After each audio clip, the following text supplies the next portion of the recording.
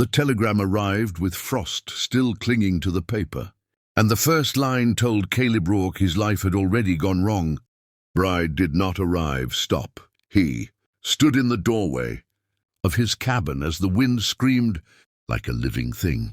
Snow driving sideways, the stove dying behind him. And he knew waiting would mean death for someone he had promised to protect without ever seeing her face. He saddled Mercy, his best horse, fingers numb and bleeding, and rode into a blizzard that erased tracks as fast as they were made, following the stage route toward the pass where drifts buried men whole. Every mile sharpened the fear that the mail-order contract was a lie or worse. But then he found the wreckage. The stage tipped like a broken insect. Horses gone, a scarf frozen to a wheel, and a blood-dark stain spreading under new snow. He dismounted, shouting until his throat tore, and the storm answered with silence, until a sound rose thin and impossible, a breath caught in glass. He dug with his hands, tearing nails, until he uncovered a woman bound in a wool coat too fine for this country. Lashes rimed white, eyes flickering open in terror as if she expected wolves or devils. She tried to speak and failed, and when he lifted her, the shock hit him like a rifle butt, because her ring flashed gold in the storm, engraved with his name. He wrapped her to his chest and rode hard for the line shack, knowing the pass would close by nightfall, knowing the men who had done this would return to finish the job. The shack loomed, door ajar, and inside the stove was cold, and the floor scuffed, with boot prints that were not hers. As he barred the door, she finally whispered a name that wasn't his, and outside the wind carried the sound of laughter, cutting closer through the white. He laid her near the stove and coaxed, flame from damp kindling while listening to the storm hide, approaching footsteps, counting heartbeats, counting breaths that rattled in her chest like dice in a cup. She burned with fever and shivered all the same. And when he cut away her boot, he found the ankle bruise black where a man's grip had crushed it, the mark of a ring left behind like a signature. She grabbed his sleeve and pleaded hoarsely that they were still nearby, that the driver had been shot for asking questions, that the men wore badges they did not deserve, and the knowledge settled on him with a cold clarity. The sheriff's men had sold her to Breeze for a purse of cash and a claim to his land. Caleb checked his rifle, counted 3 cartridges, and stacked the rest of his courage where fear lived. A knock came soft as falling snow. Then another, patient, confident, and a voice called his name, as if they were old friends sharing a fire. He answered nothing, slid the bar tighter, and moved her behind him as the door shuddered under a testing shoulder. The hinges screamed, wood splintered, and shapes crowded the threshold, breath steaming, eyes bright with certainty that the storm had already won.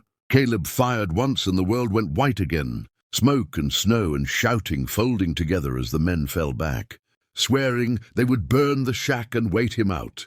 He dragged her to the trapdoor and down into the root cellar, the smell of earth thick and safe, and as the flames licked the walls above them, she pressed the ring into his palm and told him the rest of the truth, that she had chosen him because his letters were the only ones that sounded like mercy. The fire roared overhead and the knocking stopped, replaced by the crack of timbers and the howl of a storm that would seal the pass by dawn. And in the dark, with ash sifting down like grey snow, Caleb swore silently that if the night did not kill them, he would make sure the men who tried would not see another winter. He held her until the cellar grew warm and the noises faded, listening for pursuit that never came, measuring hope like a blade edge, thin but sharp.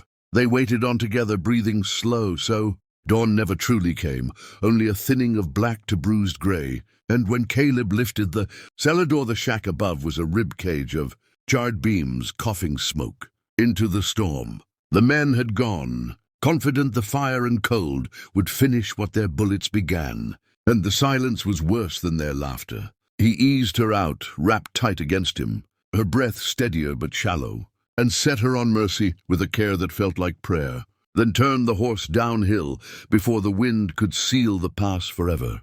The trail vanished and returned like a bad memory, landmarks erased, and twice he thought he heard riders behind them, hooves muted by snow, a lantern wink and die. But when he stopped, there was only the storm pressing closer, testing him for weakness. She woke against his shoulder and told him her name was Eliza Ward, that the sheriff's deputy had smiled when he took her ticket, that another man wore a preacher's collar and smelled of coal oil, that they argued over whether she'd scream loud enough to draw wolves. Caleb felt the heat rise behind his eyes and forced it down, saving it like a match for later. Mercy stumbled near the cutbank, where the river roared unseen, and Caleb chose the ice over the trees, trusting the cold more than ambush. When a shot cracked and the horse screamed, forelegs shattered. They went down hard, Eliza rolling clear, Caleb sliding on his back, toward the dark sound of water until he dug fingers into the ice and stopped. He crawled to Mercy, ended the suffering with a whisper, and took the saddlebags and rifle, counting 2 cartridges left, counting the breaths it took to stand. From the trees came a cough and a curse, a man limping, another laughing too easily, and a lantern flared to life, showing badges bright as sins. Caleb fired and the lantern burst, glass singing, a body falling with a sound like meat, dropped on a table. He ran with Eliza half-carried, half-dragged, into reeds that cut the skin and a cave of snow blown deep under the bank.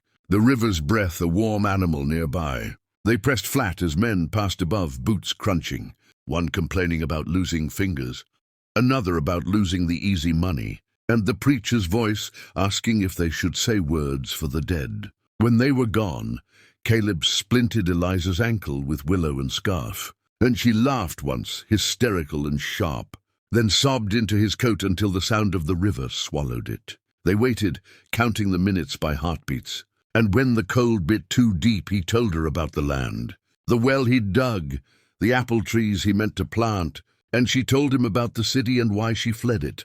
And in the telling, something steadied between them, like a knot pulled tight. At last the storm thinned enough to move, and they followed the river downstream toward a bend where trappers camped, every step a wager. Near dusk they saw smoke, then heard a shout, then another gunshot closer, and Caleb realized with a calm that surprised him that the men were circling, driving them like deer. He turned, set his back to the bank, and when the first badge broke cover, he spoke the deputy's name aloud, because Eliza had told him, and the man hesitated long enough for Caleb to fire. The last cartridge clicked empty on a frozen misfire, and the preacher rushed him with a knife, slipping on ice, falling hard enough that his head struck stone and did not rise again. The silence after was total, and then boots came running from the smoke, trappers with rifles and curses, and the world shifted. Caleb fell to his knees, holding Eliza upright, watching blood darken the snow and knowing the law would come. Knowing lies traveled faster than truth. He did not look away, not now.